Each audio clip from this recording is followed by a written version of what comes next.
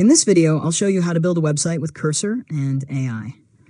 First, open Cursor and create a new project folder for your website. Next, open the folder in Cursor and start a new agent or composer conversation. Now, describe the website you want to build, including the type of site, pages, layout, colors, and main features. After that, ask Cursor to create the initial project structure and generate the required files.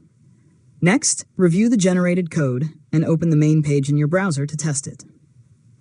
Now, return to Cursor and ask the AI to make specific changes, such as updating the navigation, improving the layout, or adding a contact form. After that, test each change in your browser and make sure the website works correctly on different screen sizes. Next, ask Cursor to clean up the code and fix any errors you find. Now, run the project's build or test command to check for problems before publishing. After that, review the final files and remove anything you don't need.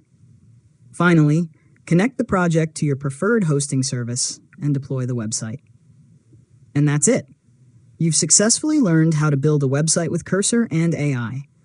If you found this tutorial helpful, make sure to subscribe to Learn Mode Lab for more tutorials.